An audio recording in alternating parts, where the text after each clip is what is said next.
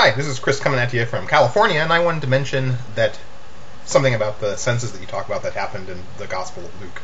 Because that's one of my favorite parts of the Bible, because it is so deeply and profoundly stupid.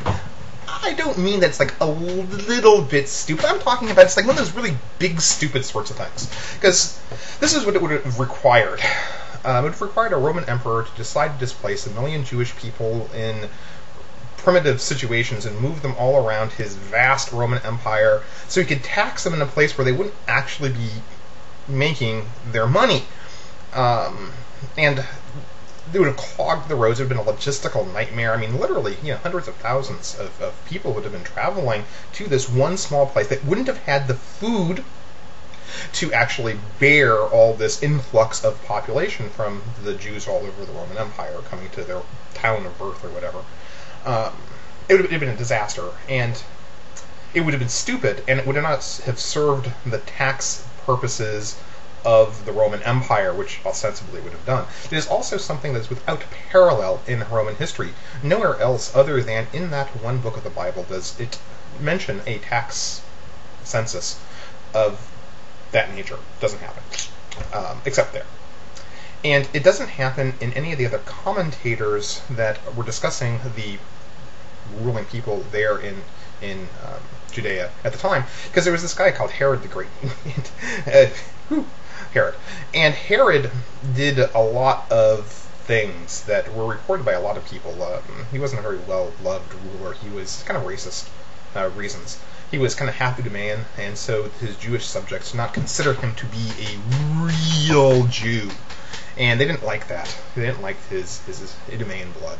And he was close to Arabs and Romans, okay, I know, obviously. Even though he was elaborately Jewish in ritual, they still kind of hated his guts, because they felt that he was cooperating with the Romans, and he was half Idumean.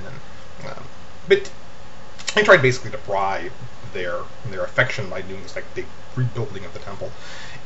And the commentators that we have on Herod mention a great number of the things that he did, because he was a brutal ruler, certainly. No particularly more brutal than a lot of other rulers at the time, but pretty brutal. And all his brutalities are in fact mentioned at great length, but what is not ever mentioned about Herod is the census. And furthermore, it's not even sure who would have performed the census, because at that time Judea was being ruled as a client kingdom by the Roman Empire, not directly by Augustus. And so what is it? And it goes on too, like all the bits with Herod, in Herod the Great in particular, are kind of foolish. Like the whole thing where, all the kids under the age of 2 were slaughtered in Bethlehem.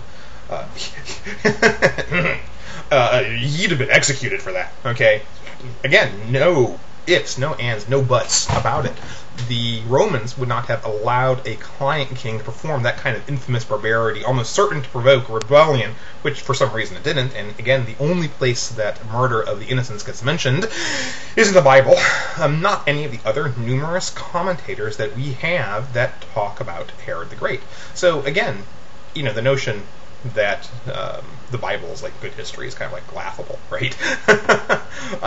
It's one of the assertions that gets made, like, we're going to use the Bible as kind of like this historical proof, and no single document in history gets treated that way. They kind of look at other things around, and time again, when you look at the historical context that the Bible takes place in, you can find like no corroborating evidence at all. And so you have these kind of fabulous stories that are unbelievable, that are accepted to be true, but they're not. But anyway, I wanted to mention that bit about the census and the deeply stupid nature of it. The fact that it was not recorded by anybody else, anywhere else, even though there were many people, in fact, commenting on the reign of Herod the Great during the time period. And it is unlikely that a Roman emperor in the first place would involve itself in Jewish activities that kind of way, because that's why they had the client king. They had Herod there to collect the taxes for them.